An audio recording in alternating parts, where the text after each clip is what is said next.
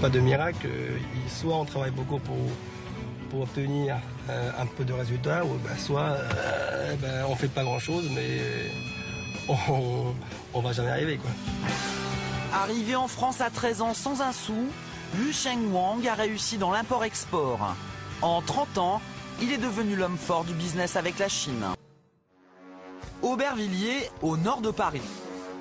Cette petite Chine au cœur de l'Île-de-France est la plus grande plateforme d'import-export en Europe.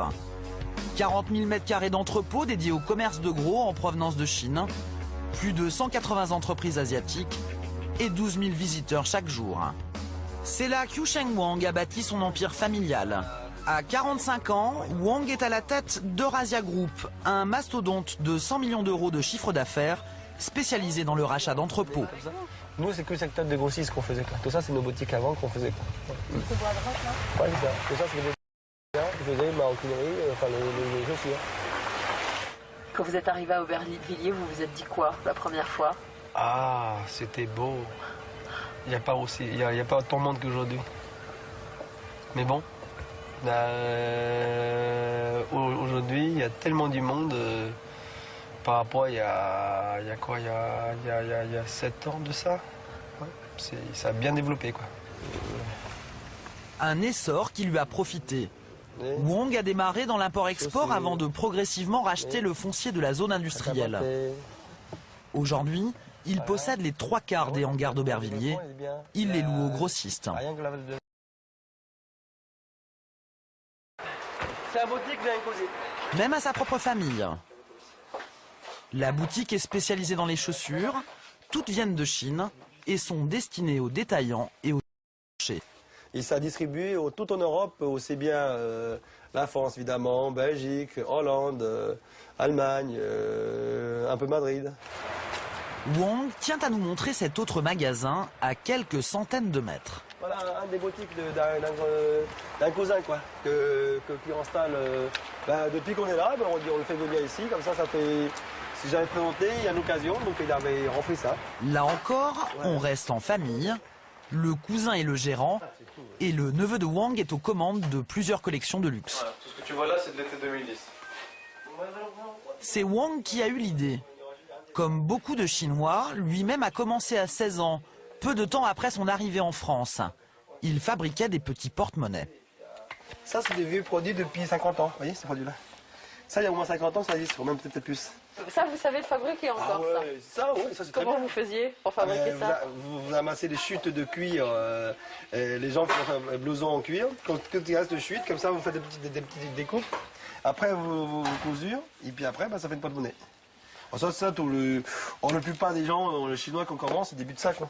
Vous en avez fabriqué combien, des comme ça? Oh, des milliers, c'est beaucoup, ça. Tous les jours, on fabrique beaucoup. Hein. Alors, au parc là, c'était bien, mais maintenant, ça, c'est de la produit luxe. Toutes ces choses-là, c'est fabrication aussi. Et votre oncle, c'est une personnalité incontournable d'Aubervilliers? C'est le roi. C'est le roi d'Aubervilliers. Oui, on peut dire ça aujourd'hui. Surtout que c'est bien, quoi. Ça reste un peu la famille, quoi. C'est ça qui vient. Soit c'est famille, ou soit c'est vraiment comme on dit, les voisins. Le plupart d'ici, les gens ont le maximum de 3 km dans le secteur. Ouais. On traverse 10 000 km pour se rejoindre ceux qui sont à 3 km, quoi.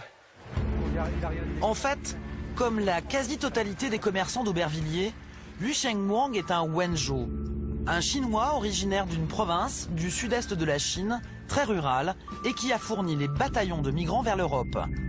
Ces Chinois ont construit une véritable diaspora, très présente à Aubervilliers.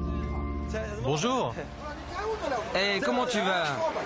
Ça va. Et comment va ta famille? Ça va, elle va bien. Les affaires aussi vont bien? Oui, ça va, ça va. Ah, et toi? Moi, je vais bien.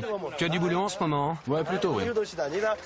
Et dans la zone industrielle, le voisin du village n'est jamais très loin. Bon appétit. Merci. Hein? C'est des vieux amis, nous on était à l'école ensemble avec monsieur là. Là ça veut dire 40, allez, plus de 40 ans qu'on se connaît. 30 ans, ça fait longtemps. Hein.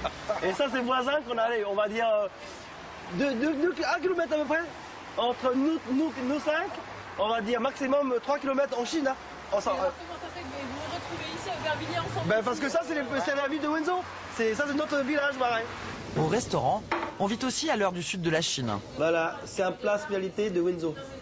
Ah oui? Ah ouais. Qu'est-ce qu'il y a dans ce plat? Ben, c'était une pâte du riz avec du sauté de ciboulette, avec un peu comment on appelle ça, de lard, et puis des légumes soja. Vous parliez du Wenzhou justement parce que vos amis qu'on a croisés dehors viennent du Wenzhou. Ah ben ici c'est que de Wenzhou. Hein. Enfin, le Wenzhou il fait quand même à peu près plus de 6 millions d'habitants sur place et puis 3 millions de travailleurs qui sont sur place. On est à peu près 9 millions de personnes qui vivent sur ce petit village, quoi. Le Havre en Seine-Maritime. C'est dans ce grand port de commerce, le deuxième de France avec 80 millions de tonnes de fret, qu'arrive l'import-export en provenance d'Asie et de Chine. Le port normand est la nouvelle cible des businessmen de la communauté chinoise. À quelques encablures des quais et des cargos, le commerce franco-chinois a posé ses amarres. Ce matin, Yu Sheng Wang doit s'y rendre pour un très gros marché. L'objet de sa convoitise, les 25 hectares de hangars qu'il souhaite acquérir en plein cœur de la nouvelle zone portuaire du Havre. Mais il n'est pas le seul industriel chinois à s'intéresser à ces terrains. Bonjour. Bonjour. Bonjour, c'est M. Wang. On est nouveau, donc on a acquis le locaux. On veut juste voir l'intérieur, s'il vous plaît, c'est possible? Allez-y, allez-y. Merci beaucoup. Wang a fait une offre à la mairie du Havre pour 200 parcelles comme celle-ci qui vont de 300 m² jusqu'à 3000 m². En tout, pour les tuer, il devra investir 22 millions d'euros. Ces entrepôts, une fois acquis, feraient d'Eurasia un géant de l'import-export. C'est une manière pour vous de vous diversifier aussi. Nous, oui, absolument. Ouais. Nous, c'est beaucoup plus intéressant de diversifier pour l'avenir, pour développer d'autres secteurs qu'Aubervilliers, parce qu'aujourd'hui, on est un petit peu saturé. Et là, au moins, ça va développer un peu économique dans d'autres sens, quoi. Quel secteur? Quel nouveau secteur on va faire un secteur de bâtiment. Tout ce qui est bâtiment, tout ce qui est aménagement à l'intérieur de maisons, c'est un secteur quand même assez important aujourd'hui pour tout l'ensemble des économies, quand on dit secteur européen, qu'on a besoin. Mais si les négociations sont bien engagées, Ah, monsieur Vinci, bonjour, c'est monsieur Wang. Wang doit encore faire du lobbying pour s'imposer face à ses concurrents. Il doit convaincre les autorités du Havre, et surtout un homme, le maire Antoine Ruffnac. Il va tout faire pour le rencontrer dans les allées du forum China Europa. Au détour d'un stand, il croise l'un des organisateurs du salon. Bon, je vois Antoine Ruffnac tout à l'heure. Là, donc je vous ai promis de lui parler de la question de la signature d'un document, donc je vais le faire. Ah, s'il vous plaît, comme ça. L'objectif de Wang, acter le début des négociations par un contrat. Du coup, il insiste. Le projet de la site. Oui. Et puis, lui amener ce document, je pense que ça permettrait juste. Voilà. Oui. D'accord. Oui, mais je lui en parle. On fait l'inauguration là à 10h. Donc je lui en parle aussitôt que je le vois. D'accord, voilà. très bien. Non, mais bon, Seulement voilà, il y a un hic. Le maire du Havre n'est pas seul à décider. La réserve concernant une signature officielle, elle est contenue dans cette phrase. Il faut officiellement une décision du conseil municipal.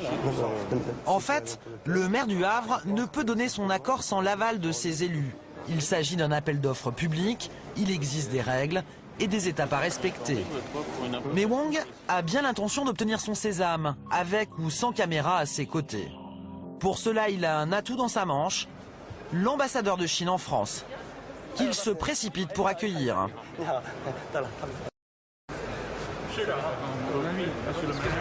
L'ambassadeur, une relation qui peut peser auprès d'Antoine Ruffnac, le maire du Havre. L'ancien directeur de campagne de Jacques Chirac est aussi le patron du port autonome.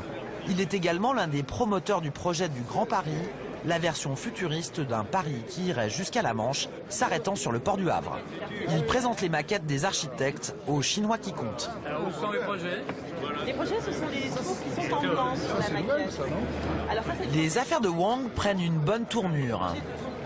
Monsieur Ruffnac est d'accord, il y aura une signature d'un document. Ah bon, merci beaucoup.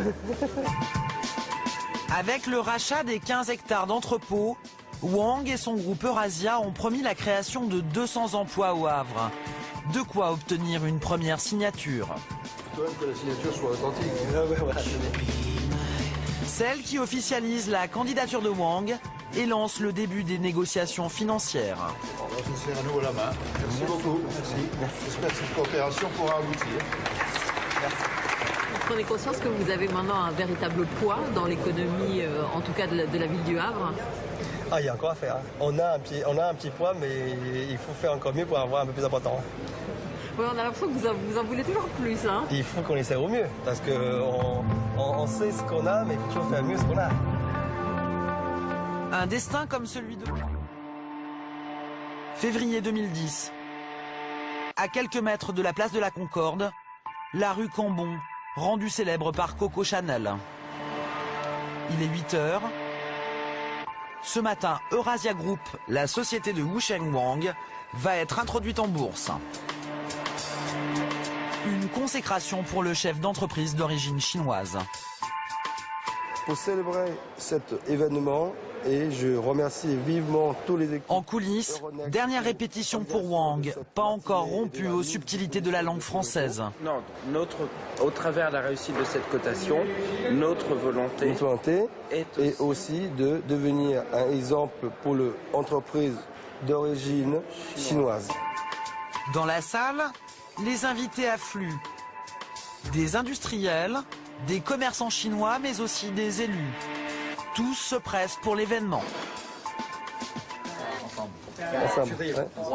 9 heures, l'heure de l'ouverture des marchés. Eurasia entre dans la cour des grands.